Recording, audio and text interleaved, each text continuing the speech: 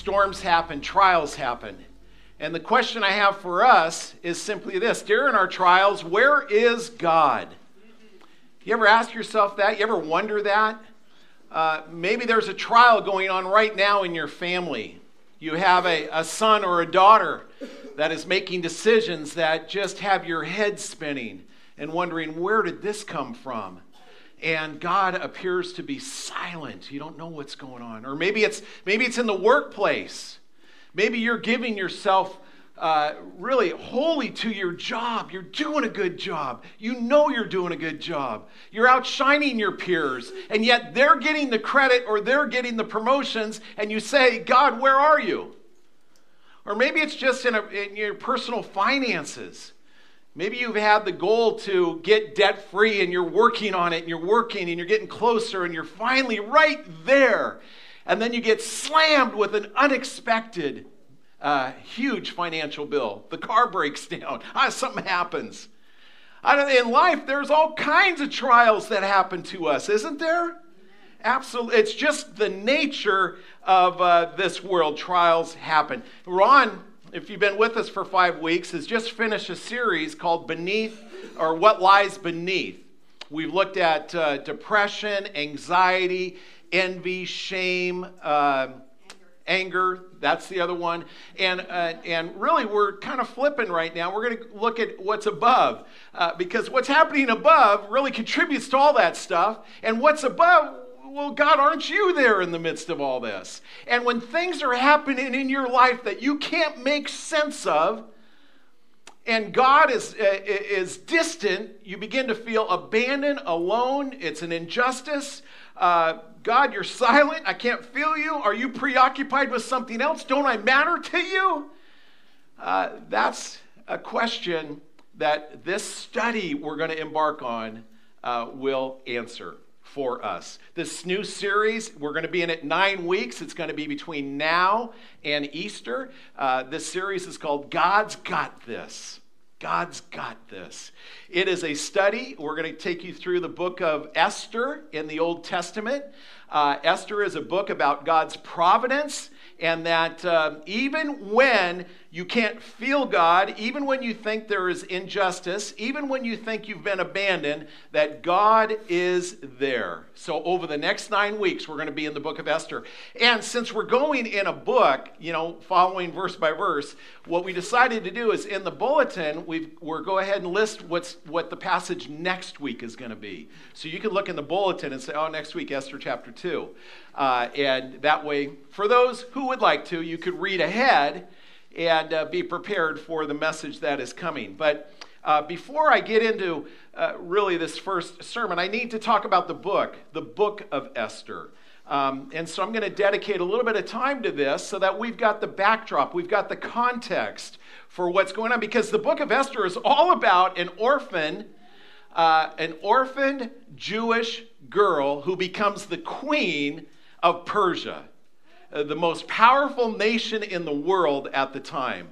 That's what this story is. And so we've got to understand the backdrop. Now, a couple things interesting about this book. First off, in Esther, there is no mention of God. None. There is absolutely no, it's the only book in the Bible where God is not mentioned, that God appears to be absent, just like in our lives sometimes. God, where are you? You could read this and go, God, where are you? There's also no mention of prayer. Prayer, and this is a story between the Persian royalty and the nation of Israel. There's no mention of prayer. There is mention of fasting, but no mention of prayer. No mention of the covenant relationship God has with his people. No mention of the law or the 10 Commandments. No message of offering or sacrifices. It's all absent. And on the surface, it's like, God, where are you in the midst of this? And one other thing that's interesting, it's not quoted in the New Testament. None of the New Testament writers referred back to the book of Esther and pulled out commentary from that book. Every other book in the Old Testament is referenced in the New Testament, but not Esther. It makes this book stand out on its own. There's something very unique about it. And what's unique is though God appears to be absent, his fingerprints are everywhere. His fingerprints are everywhere. And in life right now, if you're going through stuff, if you're going through storms or you're going through trials, I guarantee you God's fingerprints are there. And it is our hope that through this study, you will learn to identify those fingerprints, that you'll begin to see those fingerprints. Then those fingerprints, as you see them and detect them, will give you hope that you're going to get through this storm, through this trial. Just to let you know, one of the main characters in this story is King Xerxes. King Xerxes' father was Darius the First, and his grandfather was Cyrus. Both Cyrus and Darius the First are mentioned in the Bible. And they came into play when 100 years earlier, before these events took place, Nebuchadnezzar, king of Babylon, invaded Israel. He took all of Judah captive, brought them back to the capital of Babylon, and then the Persians overthrew Babylon when Cyrus came into power. And Cyrus, some 50 years before the story of Esther unfolds, he mandated an edict that all of the Jews were free to go back to their homeland. You can go back. Interesting, though, only about 60,000 Jews returned to Jerusalem. Well over 1 million stayed there in Persia. And even during this time, about 30 years before this book, Ezra went back, rebuilt the temple. There was freedom to go, but they hung out. They stayed there. So that's just some of the background. But this book, the big theme over this book is a lesson in providence. Providence comes from the Latin word providentia. Providentia is two parts. Pro, which means before or ahead of time, and vividentia comes from vividere, which is our word for video. And providence, providentia, means when you put those together, it's God looking ahead, God seeing ahead of time. And this is our God who is sovereign. He sees your life. He knows what's going on. He knows the outcome. He's got this. He's got this. And even in the midst of your storm, he is orchestrating things. He's working things so that good will come out of this. J. Vernon McGee, an old-time Bible pastor, did Through the Bible radio talk show. And he said this about providence. Providence is the means by which God directs all things, both animate and inanimate, seen and unseen, good and evil, toward a worthy purpose, which means his will must finally prevail. And we're going to see that. And as true as that is for Esther, that's true for you and for me as well. Another way to look at providence is this: God's unsearchable mind works in concert with his unfathomable will to carry out things under his sovereign control. There's the mind of God, there's the will of God.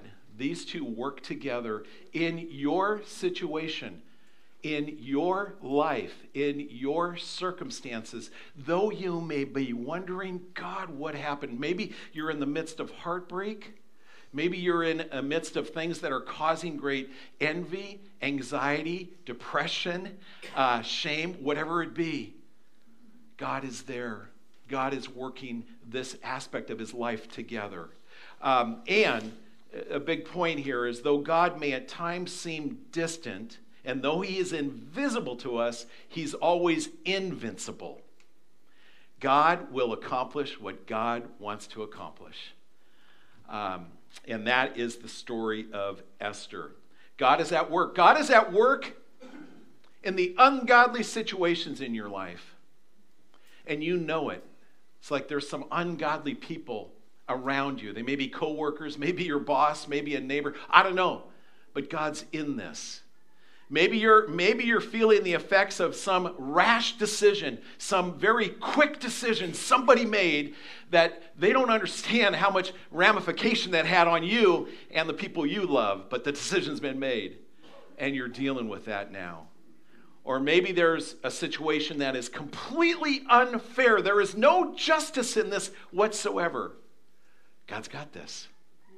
Or maybe you're just living with the result of a stupid decision. Sometimes you look at all the explanations and all you're left with, it's stupid. Maybe you're just living with that. But God's got this. So this first book, or this book, in it we learn that God knows no frustration. And I'm going to turn now, and that's just kind of the backdrop, right? It's important to know that backdrop. It's the curtains behind. Let's go ahead now. Let's look at this first chapter. If you've got your app, you can open it up, follow along. Words on the screen, you can pull out a Bible. I invite us to follow along this chapter I'm calling, or this sermon I'm calling, Costly Convictions. Costly Convictions. And let me pray that as we read his word, it's going to penetrate. So, Father God, I'm grateful that we can turn to one that even though you appear to be distant, even though you appear to be removed, God, you're there. You care and you're concerned. And you're powerful, you're mighty, you're knowing, and you're working together all things, God, for the good of those who love you and are called according to your purposes. We may not understand them, God, and that's, I guess, where faith comes in. Help us to trust you. Help us to be able to see the fingerprints of what's going on in this world, and more importantly, what's going on in our lives. God, may this be for your glory in Jesus' name. So chapter 1, and I'm looking at this first chapter because I already said Esther's about an orphaned Jewish girl who becomes queen of the most powerful nation in the world. And chapter 1 seems to give us the background. Well, how did those circumstances happen? How did those events take place to allow her to be in a position to become queen? And so we have the story kind of before the story. But even in the midst, this is a history right here. We've got a history lesson for you today. But even in the midst of this history, there's great lessons for each one of us. And hang on to that title, Costly Convictions. I'm going to come back to it at the end. But here we go. This is verse 1, chapter 1. This is what happened during the time of Xerxes, the Xerxes who ruled over 127 provinces, stretching from India to Kush. Now, I've got a map here of the Persian Empire at this time. You can see it's on the eastern side. It goes all the way to the border of India and Afghanistan, present-day Afghanistan. It goes all the way across the Middle East, up into Turkey, what is now Turkey, and then down through Israel to Egypt, Libya, and even to northern Ethiopia. That's how vast this empire was at this time. And we see at that time, verse 2, King Xerxes reigned from his royal throne in the citadel of Susa. And in the 3rd year of his reign, he gave a banquet for all his nobles and officials. The military leaders of Persia and Media, the princes and the nobles of the provinces were present. For a full 180 days, he displayed the vast wealth of his kingdom and the splendor and glory of his majesty.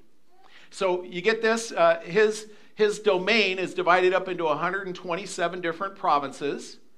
He spends 180 days, 6 months, gathering all these people together. Now, he doesn't do it all at once. I think he brings in groups, maybe 3, 4, 5 days at a time, and another group in, and another group, and another group. The scriptures do not tell us why he's doing this. But secular history does, because his reign is well documented in the history books. 7 years earlier, his father, Darius I, attempted to invade Greece and was going to capture Greece. And then after he went there, he was defeated and came back a humbled man. And now Xerxes is going to avenge his father's defeat.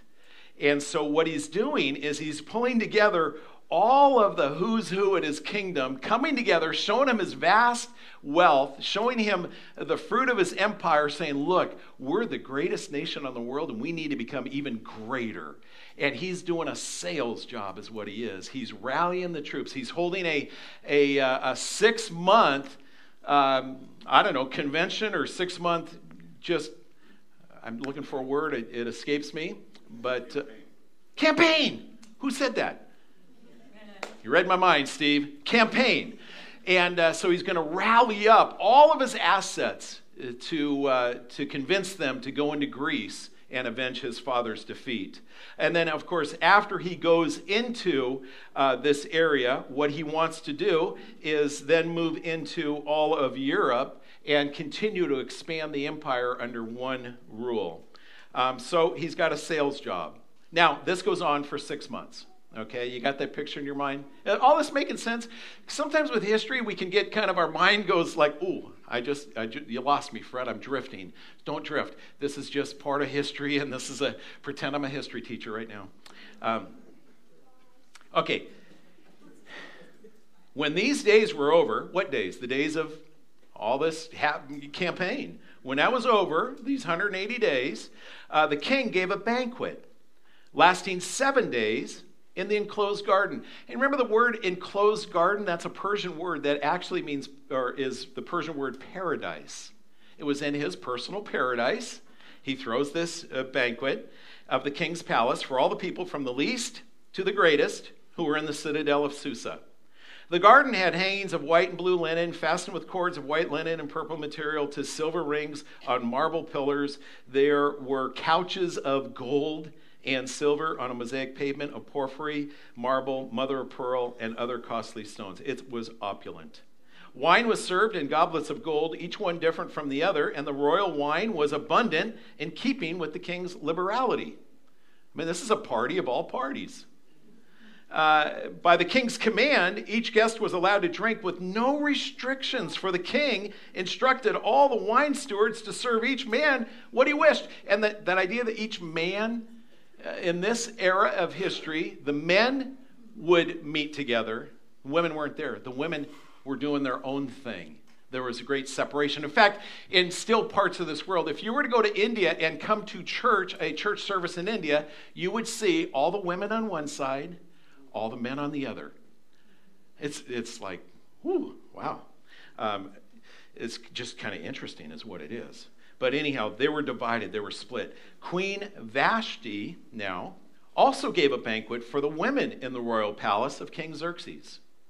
On the 7th day, when King Xerxes was in high spirits from wine, in other words, when he was drunk,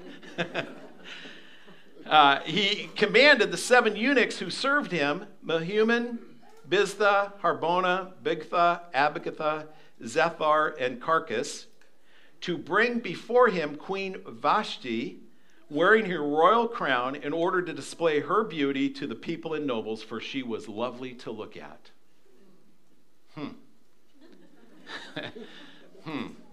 Okay, here he is. Get this picture. This guy's drunk. He's just finished this campaign. He's just showed his empire, how powerful he is, how wealthy he is, how rich he is. And now right at the end, he goes, there's one more prize I want to show you. Vashti, come here. Wearing the crown. Some commentators suggest that's all she was to wear. And so here she's thinking to herself, okay, now wait a minute. You're going to parade me in front of a bunch of drunken men. The only thing that's going to be on their mind is lust. And so this is the predicament she's put into. But this is the most powerful man in the world, and her husband. Listen to her response. But when the attendants delivered the king's command, Queen Vashti refused to come. Right on. She said, I ain't doing it. I ain't doing it. That's a stupid decision, king. That's what she was saying. I'm not going to. So because now there's a storm that's going to brew. Now there's a trial that's coming her way. But she says, I'm not going to allow myself to be put on parade in front of all these drunken men. I'm not going to become an object of their lust. I'm not going to do it. She had a mind of her own, and that's a good thing. She was living under strong conviction. And she was not afraid to go against her husband when he was wrong. There's a lesson in this. If you're married, women, do not be afraid to go against your husband when he is wrong.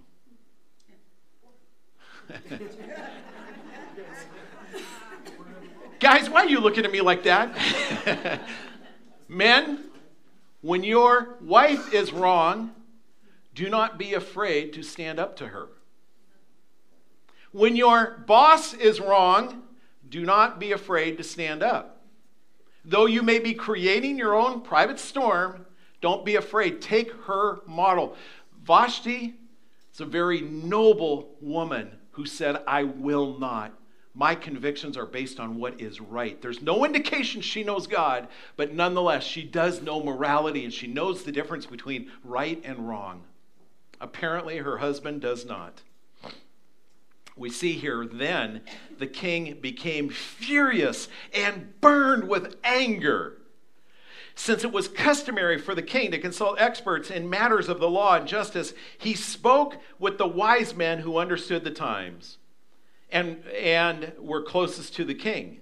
Karshena, Shethar, Admatha, Tarshish, Meres, Marsena, and Memucan, the 7 nobles of Persia and Media, who had special access to the king and were highest in the kingdom. According to the law, what must be done to Queen Vashti? He asked. She has not obeyed the command of King Xerxes, that the eunuchs have taken to her.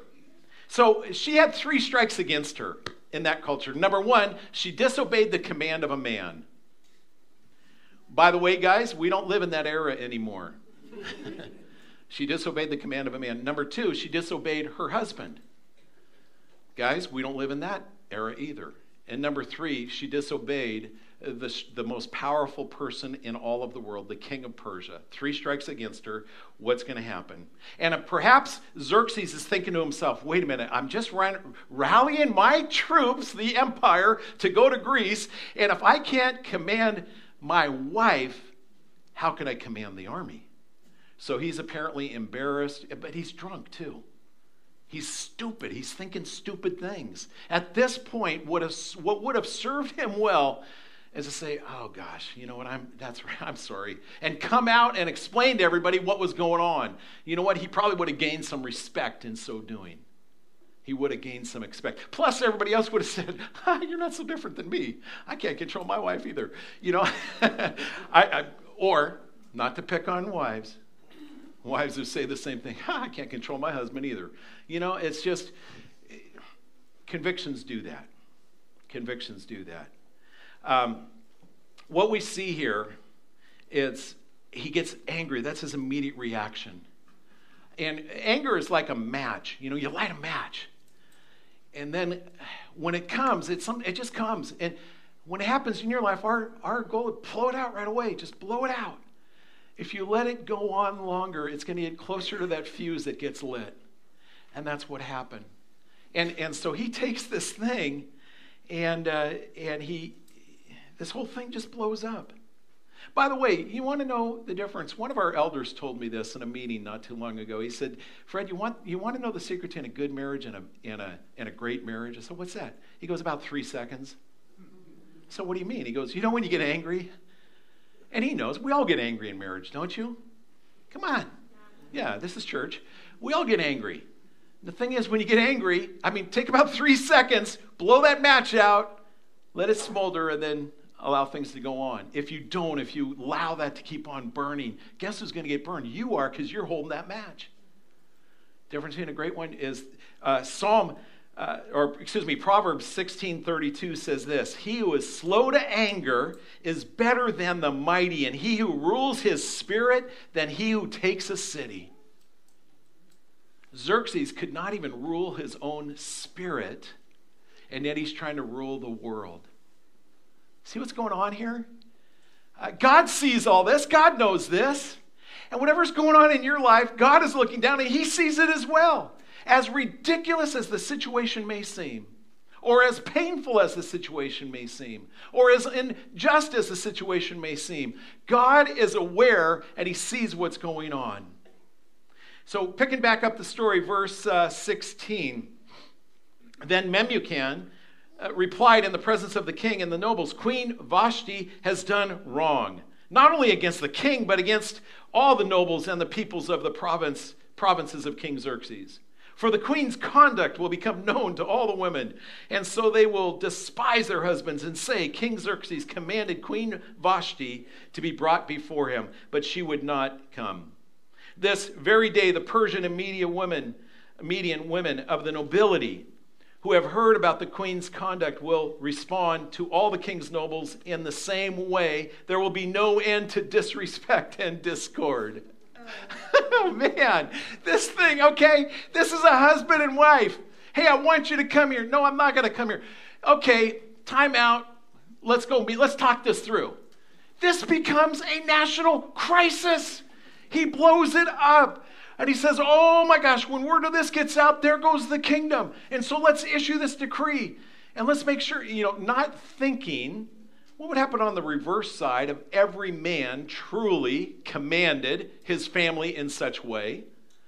It is absolutely ridiculous, the proposal that is made. It blows it up. It would be like me saying, there's a great R-rated movie I want to go see, and the reason it's rated R is because of the sexual nature of the film. And I really want to go. And so, hey, wife, why don't you come with me to the movie? Here's what it is. And she knows that it's a raunchy movie. And she says, no, I'm not going with you. I called the elders together. Hey, elders, guess what? My wife refuses to go to this movie with me. I mean, come on, guys. Can we just make a policy here that if your wife refuses to do that, she can no longer be married to you? Because that might happen to the other pastors, let alone people in the church. No, you know what the elders would do? They'd take me behind the shed and whip me.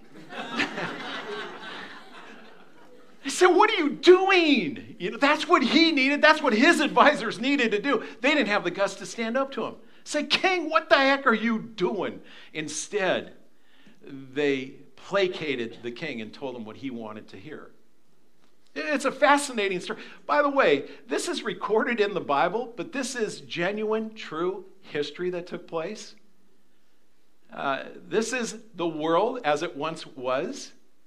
It's hard to imagine, but this is what it was. Verse 19, let me wrap this up now. Therefore, if it pleases the king, let him write a royal decree and let it be written in the laws of Persia and Media, which cannot be repealed. They had once it went into law, that was it. Can't take it back. That's going to play into the rest of this book as well. That Vashti is never again to enter the presence of King Xerxes. By the way, they're protecting their own hide right now, because if she could come back in, they'd probably get rid of all of his advisors. Hey, king, you need a new set. But so anyhow, she's banned. Also, let the king give her royal position to someone else who is better than she. Then when the king's edict is proclaimed throughout all his vast realm, all the women will respect their husbands from the least to the greatest. As though that's going to work. The king and his nobles were pleased with this advice, so the king did as Memucan proposed. He sent dispatchers to all parts of the kingdom, to each province in his own script, and each people in their own language. By the way, there was about 60 different languages, proclaiming that every man should rule over his own household using his native tongue. Now, what we have here is we have this story. How did a vacancy open for there to become a new queen? We've just seen that. We've seen the story. The edict that came out of this was unnecessary. It was unenforceable. It was unchangeable. There may be things in your life right now that perhaps seem as strange as well. For the king, pride was his downfall.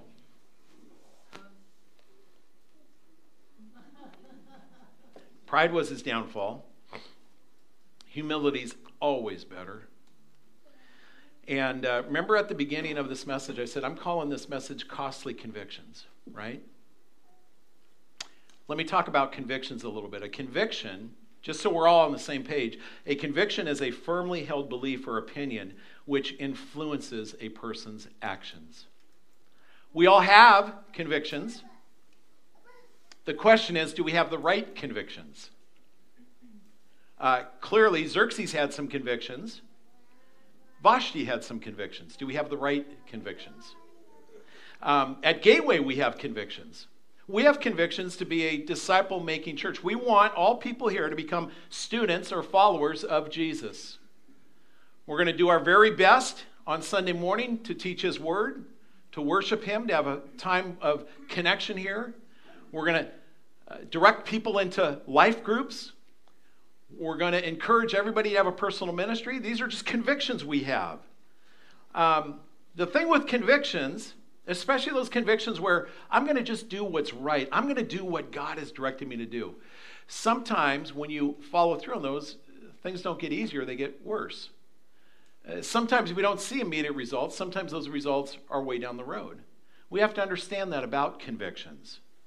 Now, let me show you the two convictions that took place here. King Xerxes' convictions of pride, they were pride-based convictions, cost him his queen. Were costly. He was a guy who said, his conviction, nobody's going to tell me what I can and can't do. Know anybody like that? I mean, he just said, you don't know who I am. I'm Xerxes. Nobody's going to tell me this, not even my own wife. That was his convictions. Pride. How about this? Do you ever hear somebody say, I will never forgive that person for what they did for me? Those are some convictions, but those are convictions that are seeped in either pride, stubbornness, prejudice, bitterness. Those are convictions. By the way, if you're married here and we talk about these types of convictions, if you're married to somebody who says, nobody's ever going to tell me what to do, or I will never forgive that person, why don't you go home and talk about it? In fact, why don't you get into an argument about it and blame me? This is impacting your marriage. It's impacting your relationship. This isn't right. Let's work this out. That's what Xerxes and Vashti needed to do. Let's work this out, even if it means having an argument over it. Blame me. That's okay. I'll take the hit for you. But this is not the way to live. Now, let's look at the convictions of Vashti. Vashti's convictions of right changed the course of history. Changed the course of history, which we're going to see through this book. Now, if she didn't have these convictions of right, if she just said, okay, he wants me there, I'll go, well, she would have appeared, nothing would have changed. This book wouldn't be in the Bible. The net effect of what happened in this Bible, it wouldn't be there. She just says, I'm standing for what's right, and change the course of history. What type of convictions do you want to have? And right now, can I just tell you, when I talk to the leaders in our high school ministries and middle school ministries, what kids are under is incredible. The pressures they are under to engage, say, in viewing pornography. And other kids will know, who are those kids that aren't watching pornography? And there's tremendous pressure put on them to join that. Otherwise, they're going to be ostracized from all their friends. Those who say, I'm going to refrain from sex until marriage, the virginity, I'm going to guard that. Man, that's a secret. If that gets out, there's a big letter on you. There is persecution that's coming your way. You're going to be belittled and bullied and everything else. Or if you refuse to smoke pot or get involved in alcohol or everything else. Let alone convictions you may have for your faith as a high schooler. Or for being one that says, I believe in the Bible. I mean, there's just, these convictions are so costly for a young person. That's why when you find a person who has those convictions, and mom and dad, if that's your kid, man, give them a high five. Just say, you go. Even if it's costing them friendships and popularity. That's the world we live in. And speaking to a group of adults here, what convictions do you have? And the convictions that you hang on to, are they rooted in pride, bitterness, envy, jealousy, prejudice, whatever? Or are they rooted in this is just simply what's right?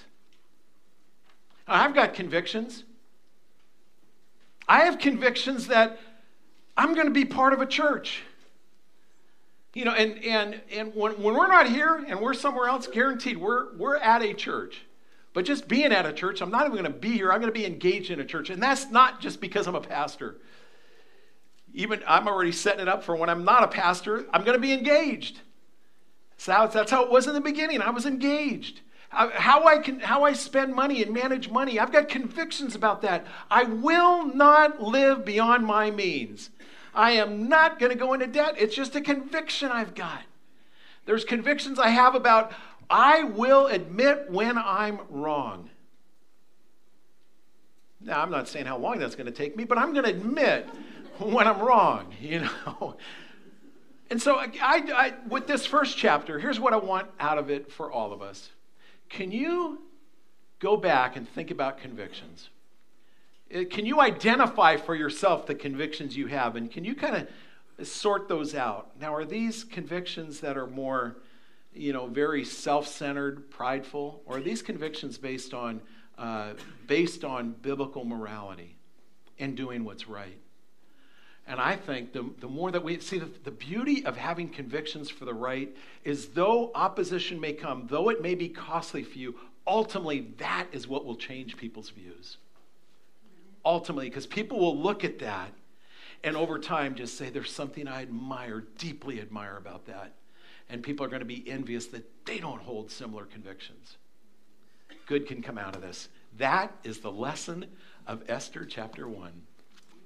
Let me pray. God, I would hope that